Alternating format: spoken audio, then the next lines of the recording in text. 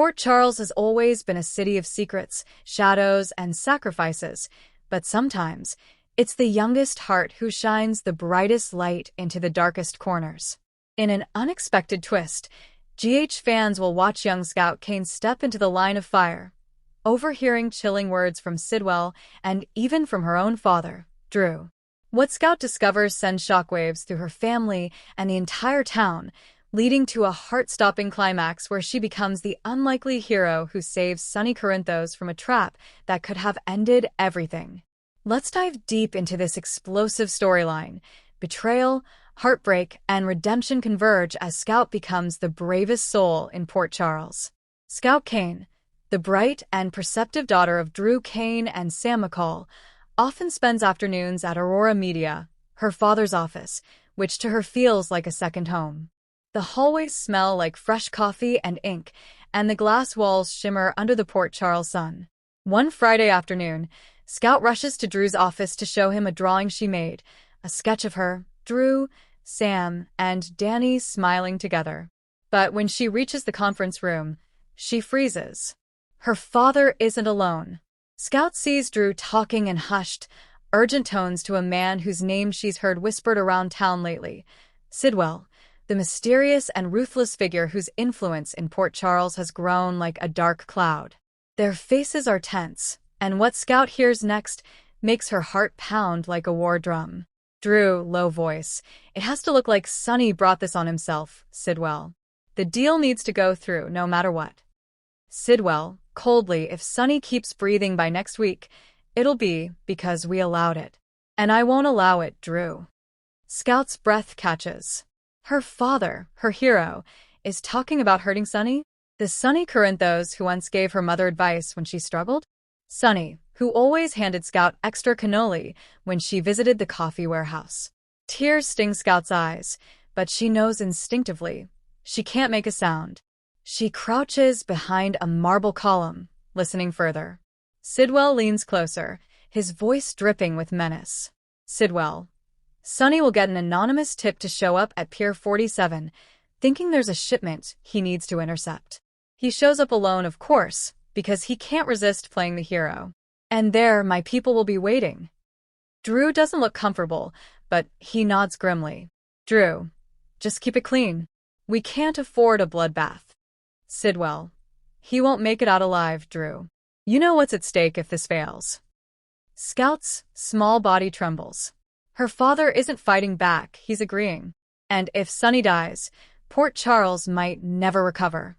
Michael would lose his father, Donna, and Avery their protector. And Sam. Scout's mother would be devastated too. She grips the straps of her backpack. The paper with her family drawing feels heavy now, useless. She wants to run to Drew, to scream at him to stop. But something in her gut tells her this isn't the time. She needs help, someone who would believe her. After the men leave, Scout sits in the empty hallway, struggling to breathe. The man she adores, the father who tells her bedtime stories of heroes and second chances, is caught in something terrible. She remembers what Sam always taught her. The truth matters, even when it hurts. Scout wonders if telling the truth will ruin everything. Drew might go to jail. But if she stays silent, Sonny could die. The decision tortures her for hours. She can't eat, can't think straight. She avoids Drew at home, pretending she's tired from homework. Late at night, in her room lit by fairy lights, Scout makes a choice.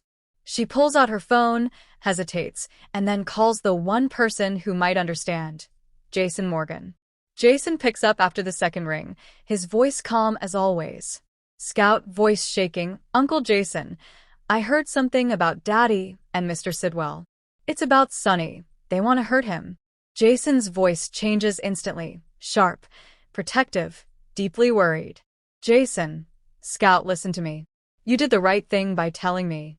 I need you to tell me everything you heard, exactly. Scout recounts every word she can remember, tears streaming down her cheeks. Jason stays silent until she finishes. Jason, you're very brave, Scout. I'm proud of you. I'll take care of this, but you have to promise me, don't tell anyone else yet. Stay safe. Scout, will Daddy hate me? Jason, No. Your daddy loves you. He'd never want you to feel scared. You did the right thing. The next day, Jason moves quietly but urgently. He tails Drew and confirms the meeting at Pier 47 is real. Meanwhile, Jason confronts Drew privately at Aurora. Jason, I know about Sidwell's plan. Scout heard everything. Drew's face pales. For a moment, he looks like the brother Jason remembers. Loyal, protective, struggling with guilt. Drew, Jason, you don't understand. Sidwell has leverage. If I don't help him, he'll destroy Aurora and Sam too. And he's got proof that could put me away for life. Jason, so you'd rather Sonny die? Drew slams his fist against the glass wall, the guilt consuming him. Drew, I didn't want it to get this far. I thought I could stall Sidwell or warn Sonny myself. Jason, there's still time. But you have to help me stop it. Drew looks at Jason, his eyes full of fear and shame, and finally nods. The night of the planned ambush arrives. Sonny, stubborn as ever, insists on going after hearing there's a shipment threatening his business. But Jason, Drew, and shockingly, Scout have different plans. Scout couldn't sleep, knowing tonight might be the night Sonny dies. She sneaks out, hiding in the back seat of Jason's car. Jason discovers her just minutes before they reach the docks. Jason, whispers, shocked Scout. What are you doing? Scout, crying. I had to come. I couldn't stay home knowing Sonny might get hurt. Jason's face softens, but there's no time. They hear footsteps, Sonny, walking alone toward the warehouse, unaware of snipers hidden in shadows. Scout acts before anyone can stop her. She jumps from behind a crate and shouts. Scout. Mr. Sonny. It's a trap. Run. Sonny spins around, startled. And just then, a bullet meant for him hits a metal drum instead, sparks flying. Jason tackles Scout to safety. Drew, emerging from another angle, fires at Sidwell's men, forcing them to scatter. Sidwell himself steps out of the shadows, gun aimed at Sonny. Sidwell. You just couldn't stay out of it, Corinthos. And you brought your little heroes, too. Before Sidwell can shoot, Sonny moves with lightning reflexes, disarming him. Jason and Drew help subdue Sidwell's remaining men. Police sirens wail in the distance. Scout had texted Sam to call 911 before she ran. When it's over, Sidwell is cuffed and taken away, his empire crumbling. Sonny looks at Scout, his voice hoarse. Sonny. You saved my life, kiddo. Thank you. Scout. I couldn't let them hurt you. Your family, too.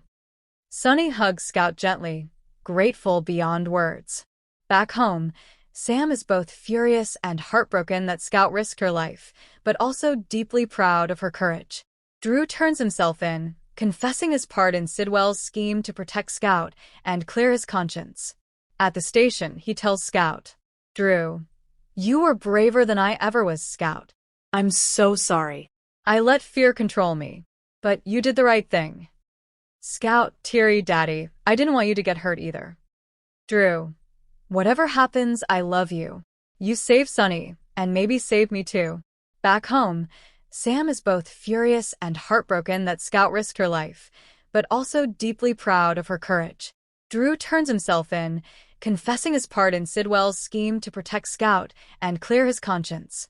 At the station, he tells Scout, Drew, you were braver than I ever was, Scout. I'm so sorry. I let fear control me. But you did the right thing. Scout, teary daddy, I didn't want you to get hurt either. Drew, whatever happens, I love you. You saved Sonny, and maybe saved me too. The town buzzes with news of Scout's bravery. Sonny publicly thanks her, saying her actions saved a father, a friend, and countless lives. Sam struggles to forgive Drew, but sees how torn he was. Drew faces possible prison time, but Jason promises to help. Scout, though shaken, grows stronger. She learns that heroes aren't perfect. They're the ones who act even when they're terrified. Before Sidwell is taken away, he tells Drew something chilling. Sidwell, sneering, you think this ends with me? There's someone bigger behind all of this. And they know about Scout too. Drew freezes. Jason hears too, and the look on his face says it all. Port Charles isn't safe yet. Scout might have saved Sunny this time, but a greater danger lurks, and the battle isn't over. Scout's brave heart changed everything. She proved courage can come from the youngest soul, even when grown men falter. Sunny lives. Drew finds redemption. Jason stands ready. And Scout Kane, daughter of Sam McCall and Drew Kane, emerges as Port Charles's unexpected protector, loved by all. Yet in a city of shadows, light must always stand guard. And thanks to Scout, that light burns brighter than ever.